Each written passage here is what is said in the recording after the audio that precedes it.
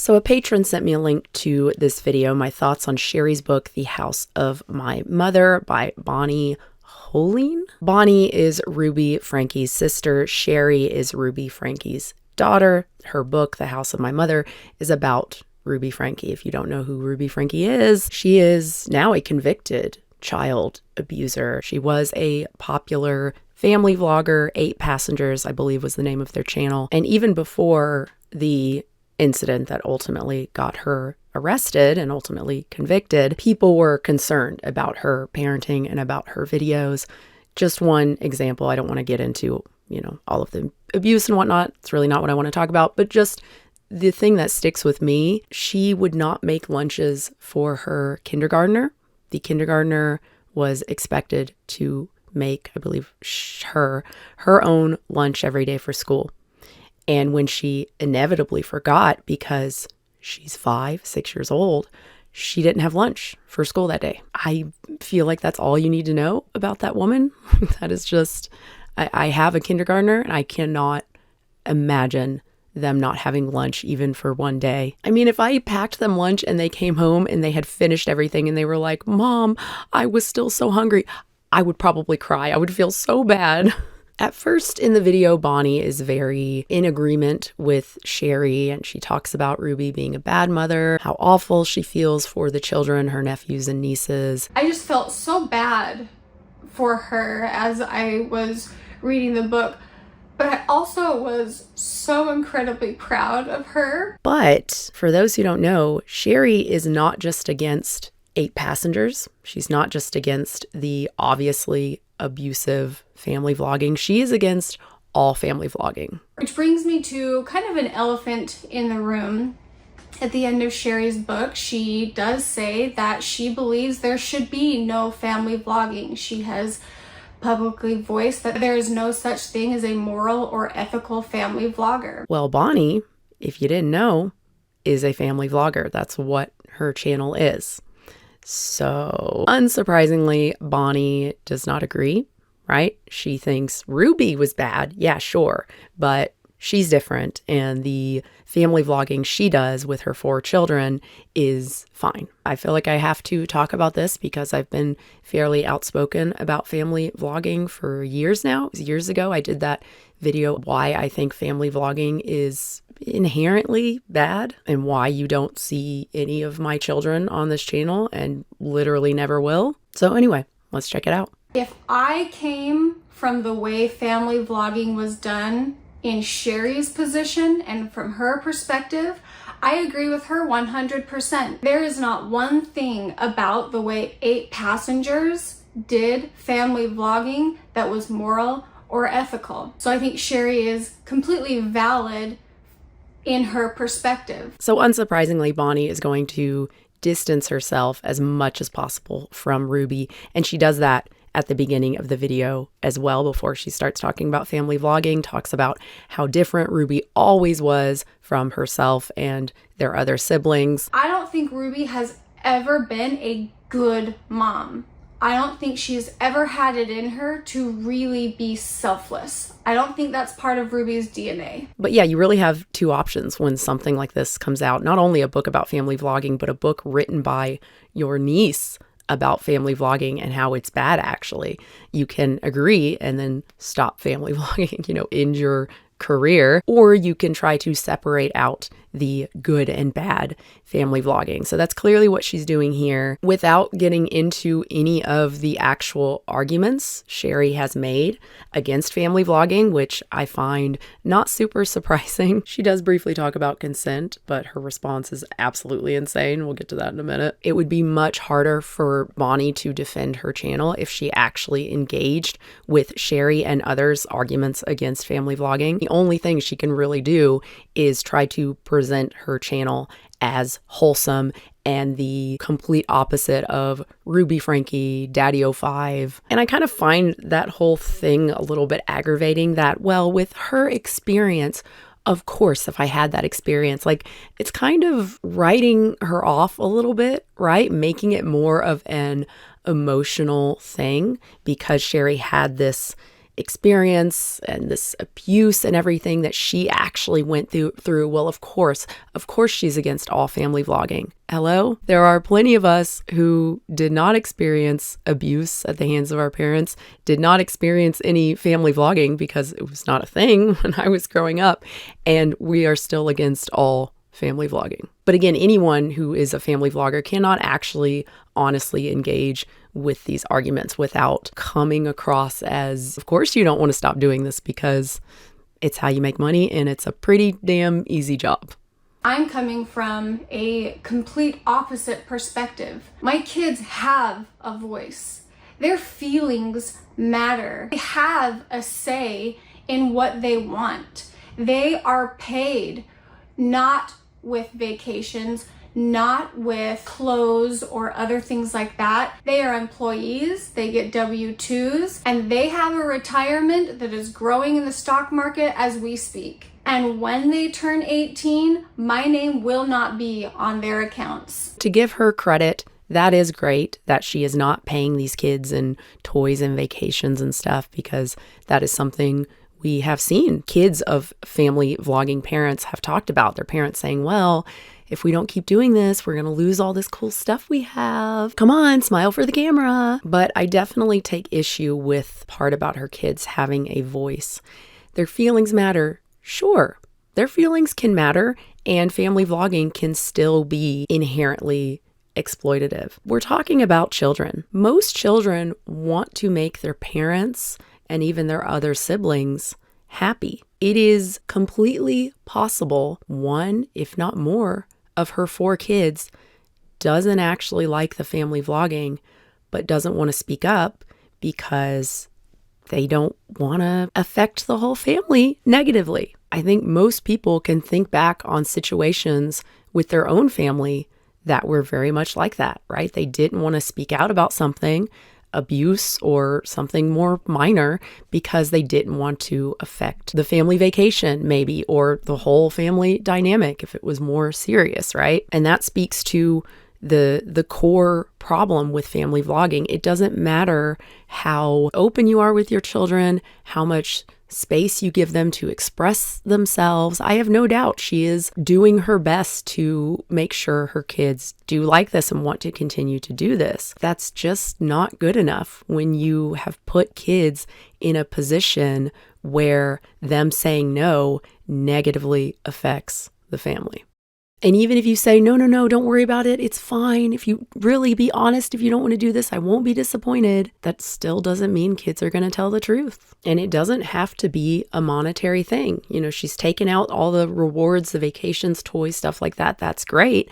But clearly she just likes doing this. She likes making these videos. She likes putting them up on the internet for others to see. I'm sure she likes the feedback about her beautiful family and her children. That alone is enough for a child to think, do I really want to take this away from mom? Children, crazy to believe, but children typically love their parents and want to make their parents proud and want to make them happy. And parents, unfortunately, cannot read minds. So you are expecting your children to be 100% truthful. And how convenient. How convenient for you that your children never ever lie or never ever stretch the truth. And if they say they love family vlogging, then 100% they do. Very convenient.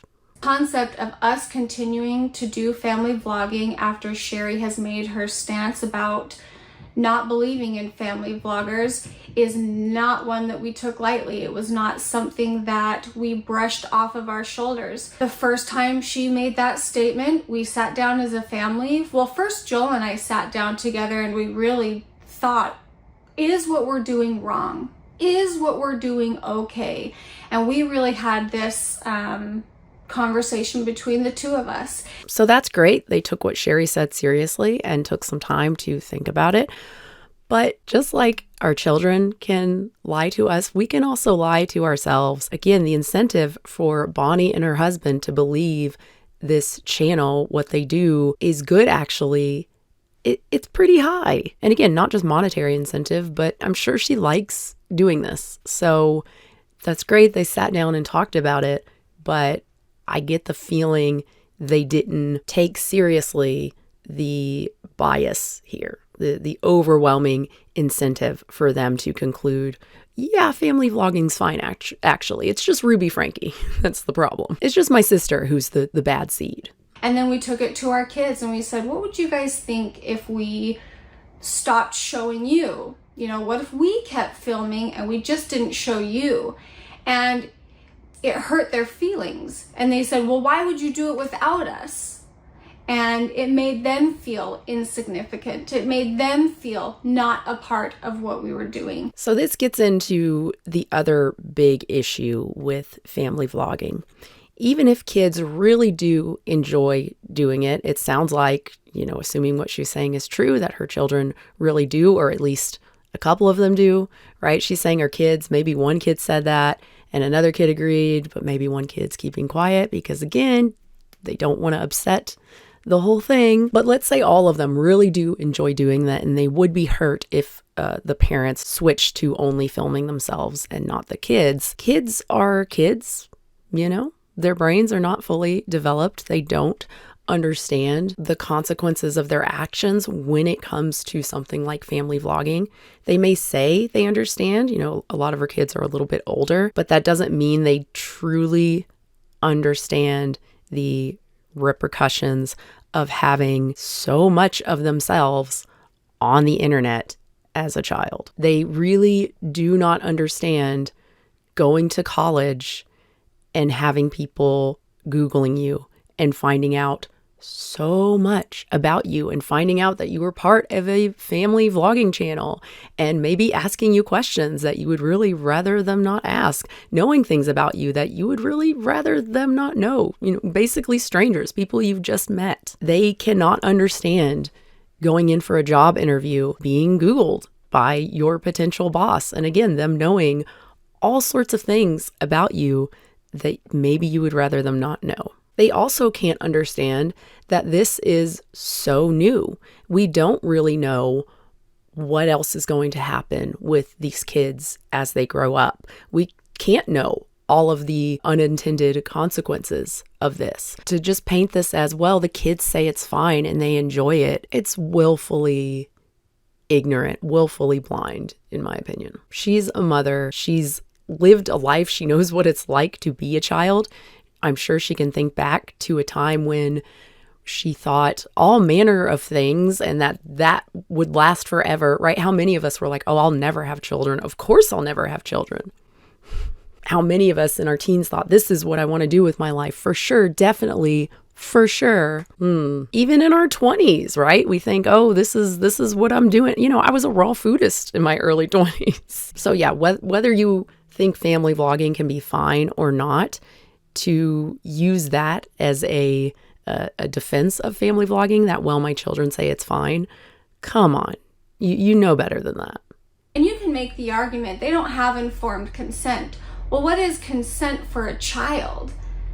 A child can't even go in for a well check without parental consent. They can't be enrolled in school without the parental consent. And so their consent is me. So yeah, that's the funniest or saddest, I don't know, part of the video. She is comparing family vlogging, seeing a doctor, taking your child to see a doctor, having medical tests run, vaccines, whatever. She is comparing that to filming your children and publishing that footage to the internet as a way to make money.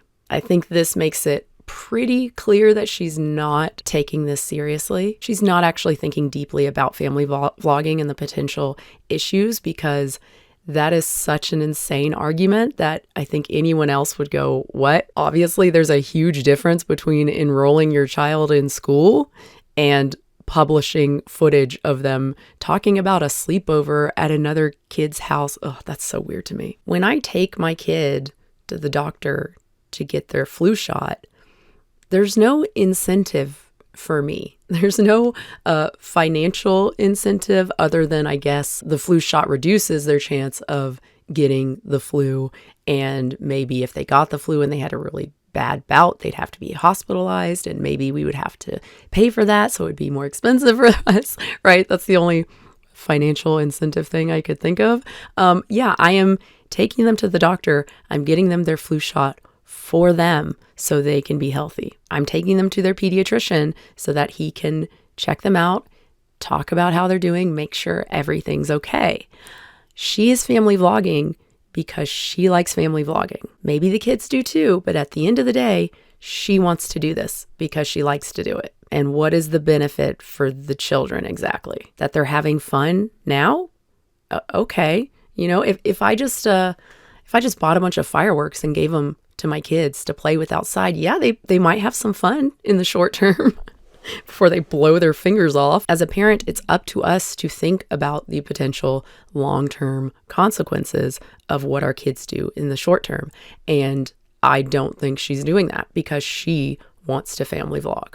I am their consent. And the informed part comes and weighs on my shoulders. And if you're looking at family vlogging from my children's perspective, it's apples and oranges compared to the 8 passengers. The vast majority of family vlogging is nothing like the Franke family's version of it. I've come across numerous channels, family vlogging channels, that seem very wholesome.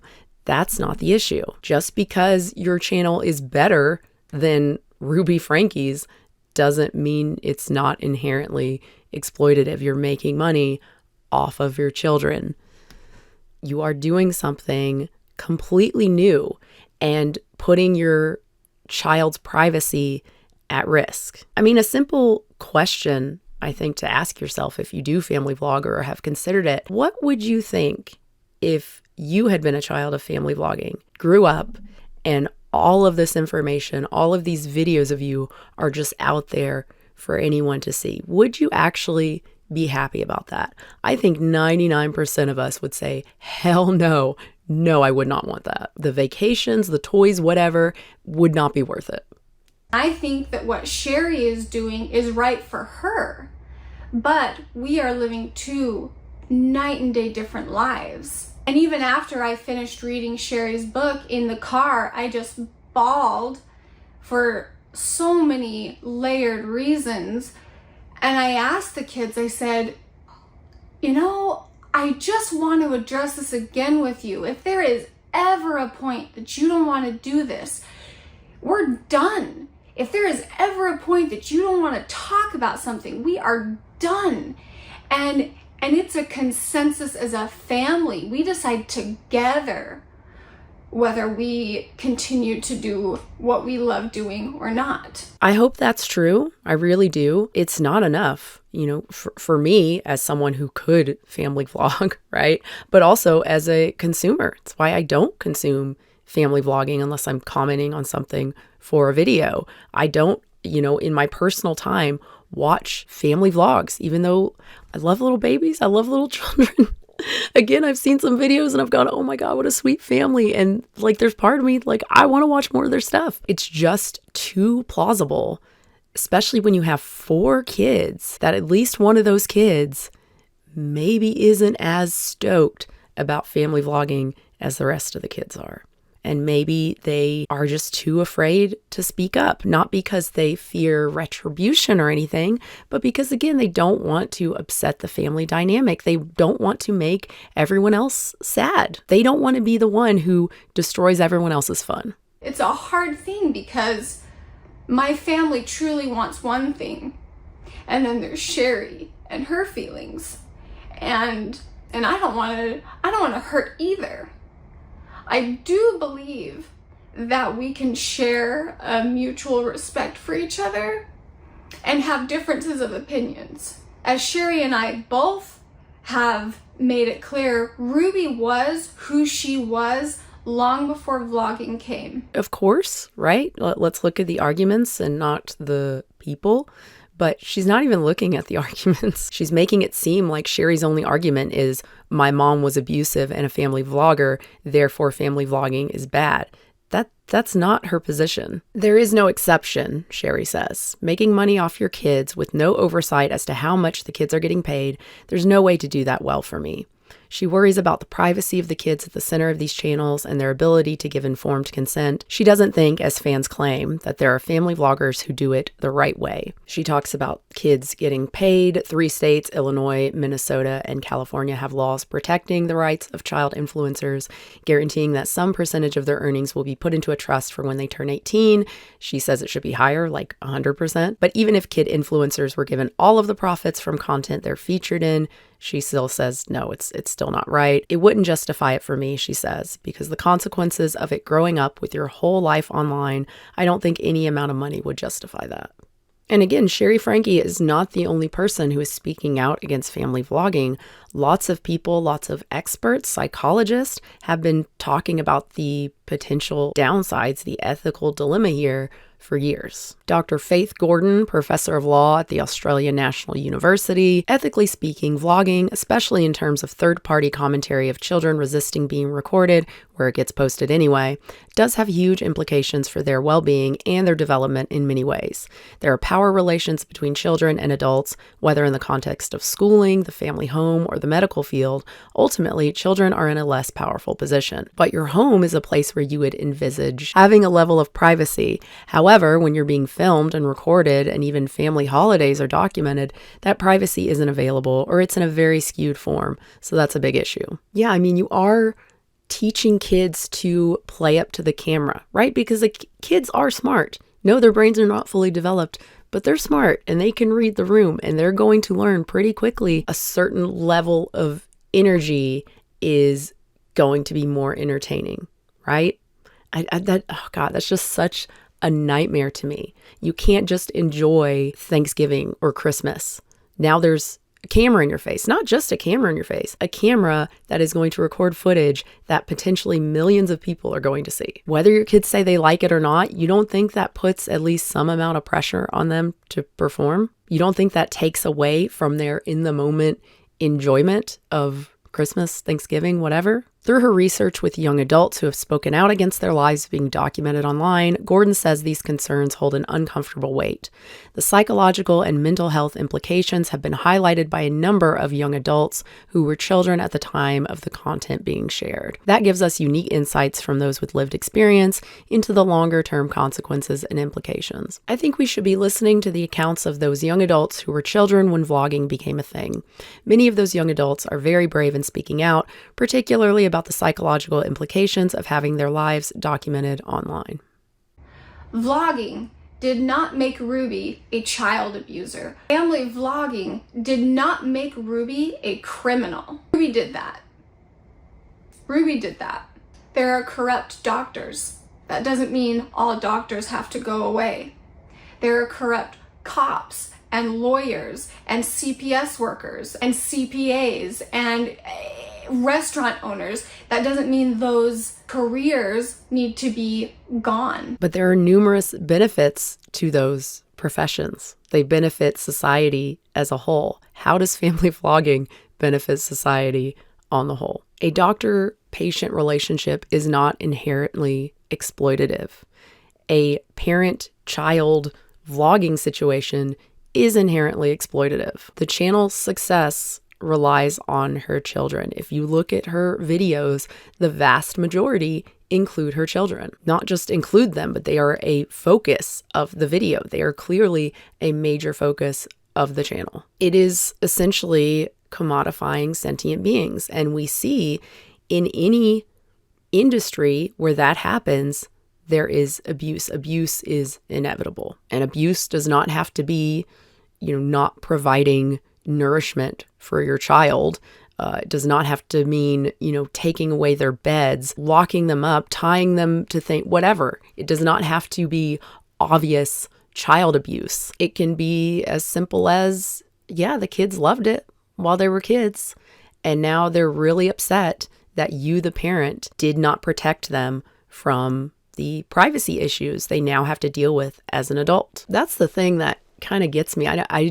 I guess she just doesn't realize, because again, she has this incentive to keep the channel going, but she is putting her relationship with her children at such a huge risk. How many of these family vlogging kids are going to separate themselves from their parents because it's just such an invasion of privacy. It's so exploitative. And once you grow up and you realize that your parents made money off of you and your own personal experiences in your own home, I think a lot of these kids, once they grow up, are going to have a hard time connecting with their parents and not being really resentful, rightfully so. Across the board, children have worked for family businesses for as long as time. And sure, if there is a lack of protection around kids in that area, great, go for that. Do I think the answer to what happened to the 8 passengers is taking away family vlogging from everybody? I don't think so. You hear this a lot from family vloggers that like, well, okay, if kids can't be in vlogs, then we shouldn't have child actors either because they're the same thing. Really? Number one, there are protections in place for child actors. Number two, they're not sharing themselves on the screen. They are playing a role. Being in a movie is not the same thing as thousands of people seeing what your bedroom looks like. Not saying there aren't problems with child acting. Obviously, there are. We've been hearing about a lot of those recently with some previous child actors coming out. And I'm sure a lot of parents would say, hell no, I wouldn't let my kid act. No way. But the two are clearly very different. And that is another thing I don't think I've talked about before. What kind of message are you sending to your children when you're constantly filming them? You know, it's mostly like mundane stuff, right? It's like, how was your school day? I mean, it's stuff that like parents care about, right? Because they're your children, but you're making such a big deal out of every little thing your kid does. And again, thousands, millions of people are watching this. Doesn't that send a message to your kid that like, I don't know, they're really, really special? I would kind of worry that my kid would have a really skewed view of their, I don't know, importance in the world. You know, I wonder if for these kids who are growing up and aging out of this, if it hasn't been like a rude awakening being out in the real world and being with people who don't know anything about family vlogging, don't care about it at all, right? And you're just treated like just a normal person, right? It's got to be weird. I mean, I know this is a problem for child actors as well, but it's got to be just a whole nother level with these family vlogging kids. I don't know. So yeah, that's my thoughts on that. You know, it's someone defending something they've been doing for years, right? And it's really hard to admit that something that seems so maybe innocuous and fun could actually be pretty harmful.